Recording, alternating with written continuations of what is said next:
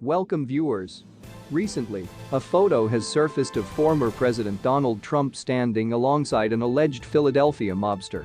The photo, which was taken at a political event in 2016, has caused a stir among the public and raised questions about Trump's associations and possible ties to organized crime. In this video we will break it all down for you.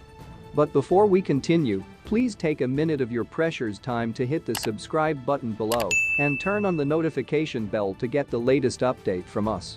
The individual in question, identified as Joey the Philly, is a known associate of the Philadelphia mob and has been linked to several illegal activities, including money laundering and racketeering.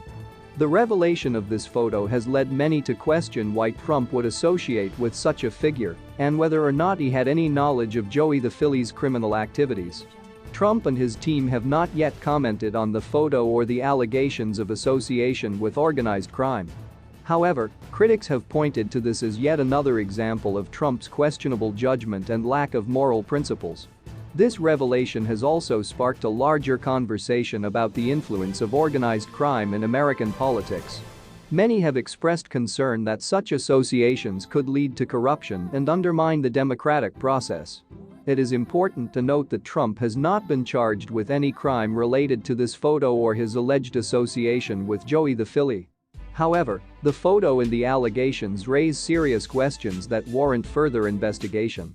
In conclusion, the recently surfaced photo of Trump with an alleged Philadelphia mobster has caused controversy and raised questions about Trump's associations and potential ties to organized crime.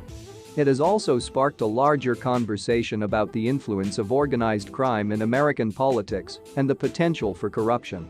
Former President Donald Trump was banking big on having allied Doug Mastriano as Pennsylvania's governor heading into the 2024 presidential election, as Mastriano had pledged to dismantle the state's mail-in voting system that Trump blames for costing him the 2020 election. However, Rolling Stone reports that Mastriano's landslide defeat at the hands of Pennsylvania Governor Josh Shapiro has put an end to the Trump movement's hopes of destroying universal mail-in balloting. The effort for the constitutional amendment to roll back Act 77, which allowed for no-excuse mail-in balloting, has been disbanded, former Trump administration official Michael Caputo told Rolling Stone. "I am not a part of it anymore, and neither is Donald Trump." Indeed, as Rolling Stone notes, even Mastriano recently said that it was a mistake for him to constantly trash mail-in voting when Shapiro and other Democrats were using it to rack up big early vote totals that forced the GOP to rely on massive election day turnout to remain competitive. Caputo similarly told Rolling Stone that his allies had now made a shift toward embracing mail-in voting in future elections. The activists who were on the ground in Pennsylvania who were a part of it are now working to train activists to successfully work within the legal confines of no-excuse mail-in balloting, he said. That said, it still isn't clear whether Trump is fully on board with working within the system, as he has not let up his attacks on mail-in ballots. Weisselberg was viewed as the pivotal legal piece leveraged by prosecutors to ultimately charge two entities of the Trump Organization with 17 counts of tax fraud, including conspiracy charges and falsifying business records. Weisselberg testified that he concealed payments the Trump Organization made on his luxury apartment, car and other personal expenses in an effort to reduce his own taxes. He was sentenced to 5 months in prison after pleading guilty to 15 charges in August.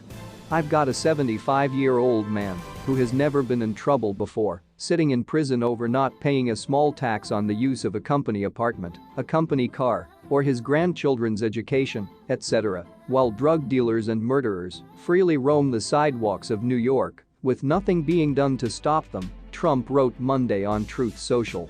Weisselberg was compared by Kirshner to Trump's former attorney, Michael Cohen.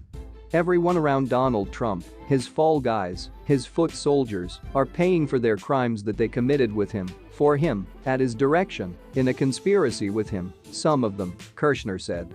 Please, what is your take on this? And remember to subscribe as well. Thanks for